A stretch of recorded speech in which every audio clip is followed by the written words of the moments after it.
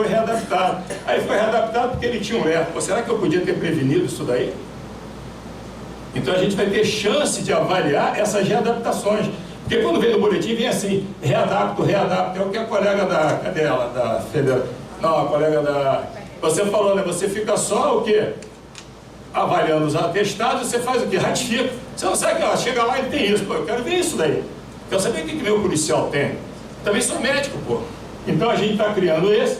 Nós temos o programa para aposentadoria, como vocês têm. O colega vai entrar uma vez por mês, é às quartas-feiras, o colega vai se aposentar. Eles se oferecem, eles aparecem lá na nossa policlínica, então tem uma palestra sobre como gastar dinheiro, de que jeito pode investir, a parte psicológica. Então tem toda essa avaliação uma vez por mês. E essa avaliação, ela é feita no dia do SASP. Ou seja, esse senhor que vai se aposentar, essa senhora que vai se aposentar, eles passam também para uma avaliação clínica. Para gente chegar e falar assim, ó, rapaz, você está com problema de hipertensão, se você for se aposentar, antes vamos lá no cardiologista, você vai continuar se tratando aqui, para que você não saia com algum tipo de problema ou venha ter algum tipo de problema. Então nós temos esse ambulatório do acidente de trabalho já funcionando, o do readaptado deve começar daqui uns 2 meses, a gente está quase pronto, e o da aposentadoria já funciona também. Além disso, o que a gente está fazendo a nível da Academia de Polícia? A Academia de Polícia instituiu, eu ministro esse curso, todo policial que vai entrar, que passa no concurso, que está fazendo o curso na Cadepol, ele é submetido a um número de horas de aula. Cada turma são 8 horas de aula. E nessas 8 horas de aula eu começo a mostrar o importante em segurança e saúde do trabalhador policial. E nós ainda estamos agora com uma ideia de fazer o projeto Estamos Juntos. O que é o projeto Estamos Juntos? Uma equipe da Segurança e Saúde do Trabalhador vai acompanhar as operações. E nessa operação eu vou fazer o seguinte, eu vou observar se aquele sujeito está usando EPI, se ele está usando EPI de forma correta, se o chefe dele fez com que ele usasse ou não aquele EPI, se ele não estiver usando, se aconteceu algum acidente, por que aconteceu, se aquele sujeito estava em condições de trabalhar naquele momento. Então nós vamos começar a ir em loco para ver o que está acontecendo com esse nosso policial, o projeto Tamo Junto. Então o que nós temos hoje? Uma grande boa vontade e seguir em frente não é fácil, mas é necessário. E está faltando o quê? Vocês que trabalham com instituição pública, está faltando o quê? De tudo um pouco. Mas força de vontade não é o nosso problema. E eu deixo aqui essa máxima, mesmo lutando contra a extrema escassez que se abateu sobre o Estado, com uma sociedade que praticamente não apoia a nossa polícia, nós continuamos correndo em defesa de quem precisar. Muito obrigado.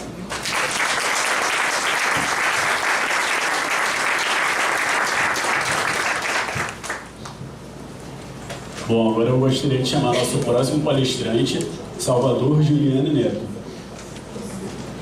Graduado em Psicologia pela Universidade Gama Filho e pós-graduado em TCC, que é Terapia Cognitivo-Comportamental, psicólogo da Polícia Federal do Rio de Janeiro.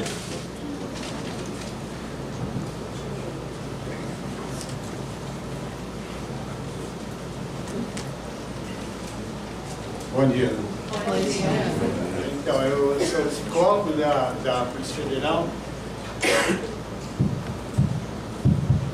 Da Polícia Federal do Rio de Janeiro. A superintendência é, assim, o único psicólogo da Polícia Federal do Rio de Janeiro. E um dos 5 psicólogos que tem na Polícia Federal no Brasil. Então, a situação começa por aí, né? Eu trouxe para falar da...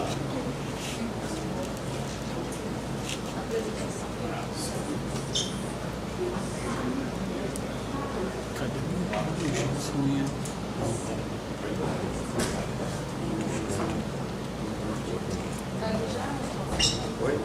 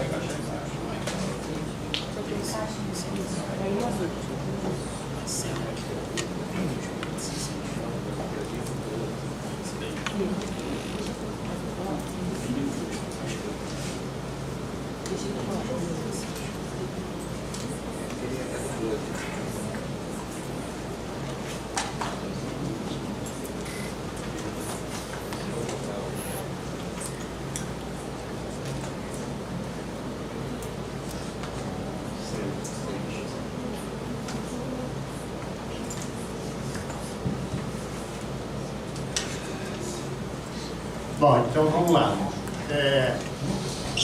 Eu trouxe eu tentei enfocar, assim, no pouco tempo, né, que a gente tem, sobre as dificuldades que a gente tem de trabalhar a saúde do policial. Antes disso, eu queria colocar mais ou menos como é que está funcionando hoje, rapidinho, né? Nós tínhamos lá uma junta médica pericial, que era o nosso serviço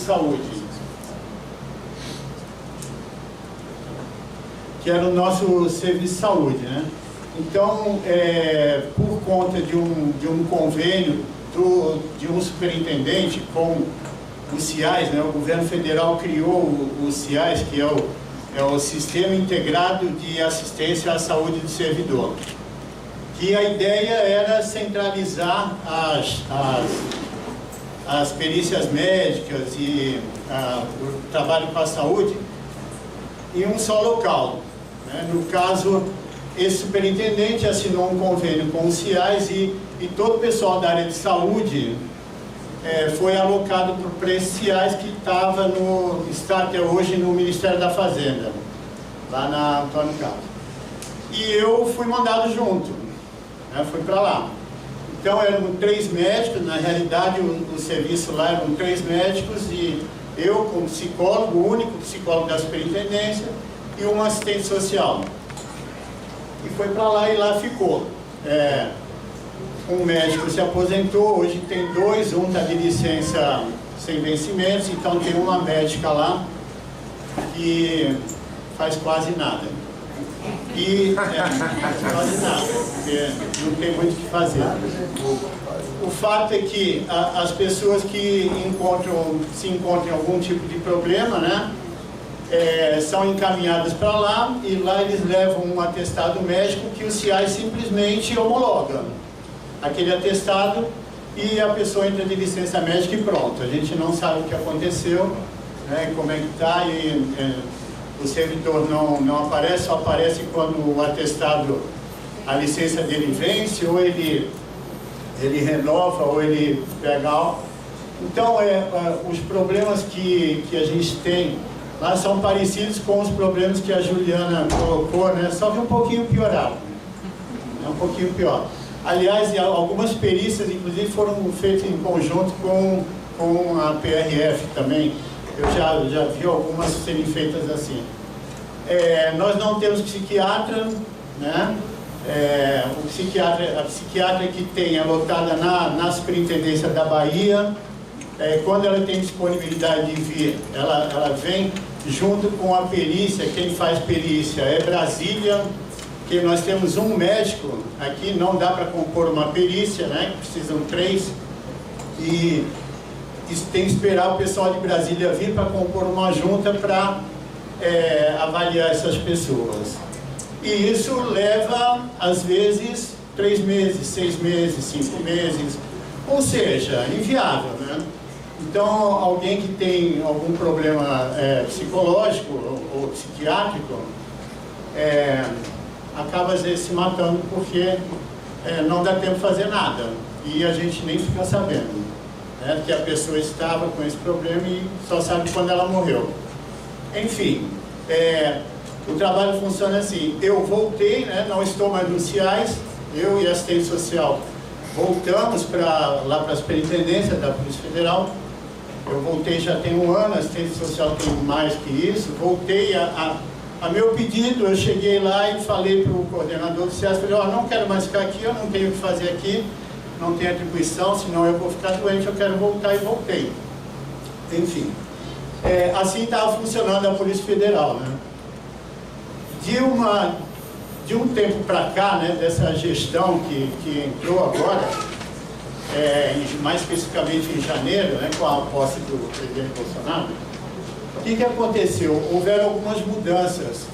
Apareceu um grupo de gestores que começou a se preocupar com isso. E começou a ter o foco que eu tinha e tenho até hoje na Superintendência do Rio, que é o suicídio, né? Esse é o grande fantasma na Polícia Federal, é o suicídio. Nós tivemos até 2 semanas atrás um outro colega que se matou lá em Macapá.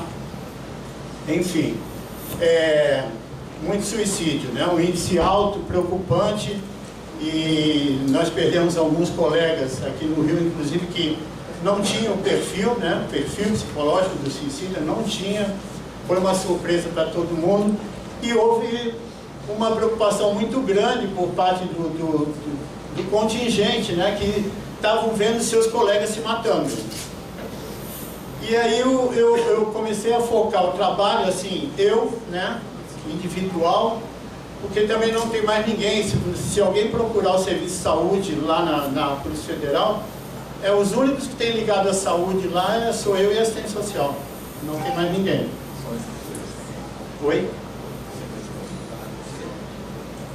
No momento não, né? A gente está tentando fazer parcerias, né, para trazer esse tipo de suporte para lá, né? Por conta da necessidade. Então, a gente tem feito ações, deixa eu colocar o primeiro aqui.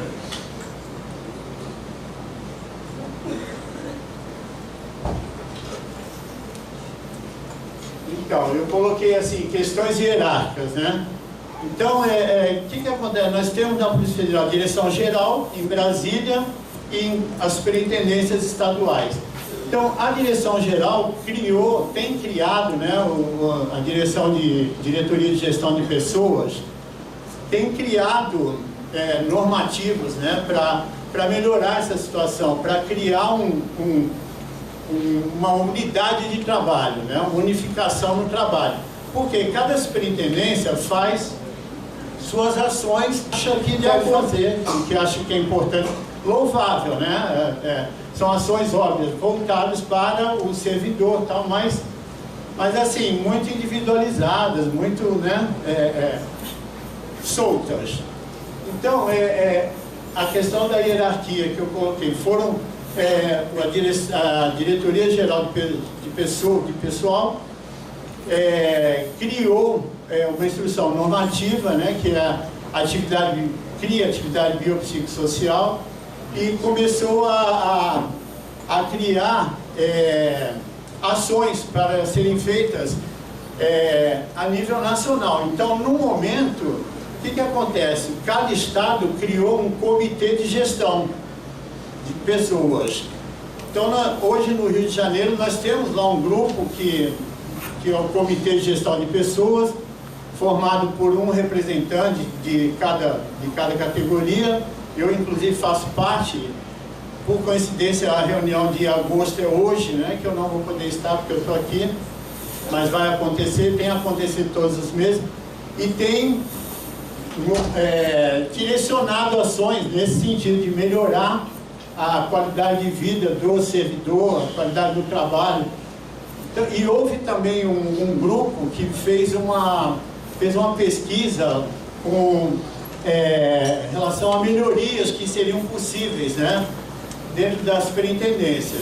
Foram ouvidos todos os servidores, chegaram a 60 questões que foram as maiores queixas, né, e isso vem sendo resolvido, vem sendo feito aos poucos, né? Das 60, 13 itens já foram feitos, efetivados, né? Um deles era arrumar uma sala para o psicólogo e uma sala para o assistente social. Ou seja, até o mês passado eu não tinha uma sala para trabalhar, né? Então, hoje eu tenho uma sala, assim, longe do ideal, porque a sala não tem acústica, eu tenho 2 vizinhos, né? Colegas que um do lado do outro, uma sala que não é acústica.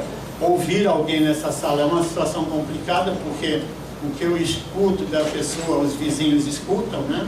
Então, mas, assim, existe a vontade dele. Então, eu procurei focar nas dificuldades, né? Aí, quando eu coloco dificuldades, eu entro primeiro com as questões hierárquicas. Por quê? Nós temos uma questão hierárquica lá, né, que é um órgão que é gerido por delegados, né? E os delegados têm os critérios deles, têm os esquemas de trabalho deles, e, assim, muitos não são abertos para trabalhar, fazer uma equipe, né? Ser um líder de uma equipe. Não, ele chega, impõe e cria situações, e aí os servidores, obviamente, respondem, né, com os problemas. Então, nós temos uma coisa muito grave lá, que é a questão hierárquica, que é muito forte e faz com que apareçam, né, muitos casos lá de assédio moral. Então, isso é uma coisa muito grave lá dentro também, né? Tem diminuído muito, assim, a incidência de assédio moral tem diminuído bastante, mas continua tendo. Ontem eu fui chamado pelo chefe, eu sou lotado no setor de recursos humanos, eu fui chamado pelo chefe para me colocou duas questões. Nós estamos com 2 problemas na delegacia de Angra dos Reis, que 2 servidores criaram um problema lá, entraram com atestado médico com problema psiquiátrico. A primeira coisa que eu perguntei, estranho, né? Uma delegacia em Angra dos Reis que não tem 30 funcionários, não tem 30 funcionários, que não chega nem a 20. 2 entram com licença médica por problema psiquiátrico. Ou seja, aonde está a doença, né? Nos 2 servidores? Ou o que está acontecendo lá, né? Para 2, de repente, não se sabe. Então, eu vou ligar lá pro delegado titular da delegacia para saber qual foi a situação, o que aconteceu, né? Para saber qual é o problema, assim, de fundo disso, porque possivelmente é alguma situação de assédio moral que vem acontecendo. Bom, em outro lugar nós tivemos um servidor administrativo, um servidor bom, excelente, bom, bem conceituado, trabalhador, não tem problema nenhum, que chegou de repente no setor de recursos humanos e pediu que quer ir embora, quer ser demitido, pediu exoneração. O que aconteceu? Por que ele está pedindo exoneração? Não está aguentando, porque tem muita pressão em cima dele, ou seja, eu pedi para que ele seja encaminhado para mim para eu procurar saber o que está acontecendo, tentar evitar que esse cara peça demissão, né? Para saber o que está acontecendo, para ver que tipo de intervenção pode ser feito para melhorar a situação. Ou seja, são casos típicos que não são declarados, mas são de assédio moral. Nós perdemos um servidor que ele era lotado no aeroporto e trabalhava em regime de plantão, né, 24/72. E morava em Teresópolis, e ele tinha que ficar no plantão porque a mãe dele era doente e ele morava em Teresópolis com a mãe, então era importante para ele ficar 3 dias com a mãe e um dia ele trabalhava. Simplesmente tiraram ele do aeroporto, lotaram ele na delegacia fazendária com o expediente. Ou seja, ele passou a ter que vir para a superintendência, trabalhar todo dia de 8 da manhã às 6 da tarde, morando em Teresópolis com a mãe doente. Fomos negociar, ele foi solicitado para ir trabalhar no NEPOM, que é o Núcleo de Operações Marítimas, que também era plantão. O delegado não deixou. Não deixaram, não, ele tem que ficar aí. Ele tinha um colega que ia ficar no lugar dele lá no expediente, na fazendária, ele fazia a permuta, não deixou. Ele ficou mal, não ficou bem, arrumou uma licença psiquiátrica, foi para lá. O superintendente pediu que a junta médica avaliasse ele. O médico, que era o chefe da junta médica, era um ortopedista, encaminhou ele para mim que eu avaliasse. Eu avaliei, fiz até um laudo, encaminhei para ele para respaldar. Ele entrou de licença médica. nós fomos chamados pelo superintendente da época e foi dito que nós tínhamos dado licença para um vagabundo, que ele não queria trabalhar, na quinta-feira. No sábado, o policial se matou. Ou seja, na segunda-feira, nós fomos ao superintendente e falamos: doutor, você vai ter que arrumar outro, porque o vagabundo se matou. Morreu. Então, a situação é muito complicada, né? Hoje a gente tenta fazer. Existe ações, né, que eu estou tentando montar, assim, com a boa vontade, né? Porque eu costumo dizer lá que eu já estou na descendente, né? Já estou com um pé fora, né? Estou saindo. Eu completei meu tempo, estou querendo ir embora, estou lá ainda de resistente, mas estou lá. Então eu estou tentando fazer. Então o que a gente consegue fazer? Consegue trazer pessoas para falar, né? Setembro Amarelo, que foi uma coisa que eu queria enfocar muito. Eu trouxe no setembro do ano passado, trouxe o Antônio Geraldo, eu não sei se vocês conhecem, ele é o coordenador nacional do Setembro Amarelo, é um psiquiatra, ele é de Brasília, eu consegui trazer. Eu trouxe as psicólogas da Academia Nacional de Polícia, da nossa academia lá em Brasília.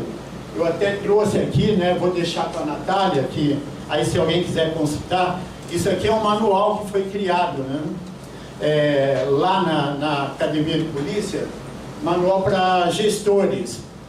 É uma tentativa de fazer com que os gestores criem outra mentalidade que não do assédio, né? E, na verdade, esse manual, ele coloca algumas doenças ocupacionais, né, que são adquiridas no trabalho, tipo burnout, né? E mostra para os gestores como ele deve aprender a perceber os sinais de um suicídio em potencial. Essa é a ideia, né? Já que a gente não sabe quando o cara vai se matar, né? Vamos pelo menos instruir, né? Treinar esses gestores para que eles aprendam a perceber que o funcionário dele está dando sinal de que vai se matar. Então foi criado esse manual, né? Foi distribuído para todos os gestores. Alguns gestores já não são mais gestores, foram substituídos. Eu não sei se ele passou para o substituto, acredito que não tenha passado, mas nós temos lá, cada um que chega, a gente vai lá e entrega o manual e pede que eles leiam, que eles entendam, que eles perguntem, chame para a gente explicar se não entenderem alguma coisa. Fiz um encontro nesse Setembro Amarelo, um dos temas foi o manual, e expliquei para todos os gestores que estavam lá, né, no encontro, expliquei o manual para eles, e dessa forma a gente está tentando prevenir o suicídio, né? Bom, isso é uma outra situação, está meio estranho nessa pirâmide, mas é uma situação muito complicada lá dentro. O que acontece? Eu coloquei uma pirâmide que mais ou menos como é a organização institucional, como funciona, né? Lá no topo estão os que têm as decisões, no meio tem os planejadores e aqui embaixo os operacionais. Mas o que eu quero colocar disso não existe na Polícia Federal, né? Eu não sei se em alguns outros órgãos existem, eu acho que na PM tem. Não existe na Polícia Federal grupos que trabalhem com situação de crise, né? Grupo que tem uma coordenação para uma situação de crise. E isso é muito importante. Nós temos situações de crise aqui no Rio e em outros estados. Nós trouxe até um caso de Brasília que aconteceu semana passada, está muito recente, também é uma coisa que assim marcou muito todo mundo por conta do que foi feito, né? Essa água, essa não sei se é suficiente.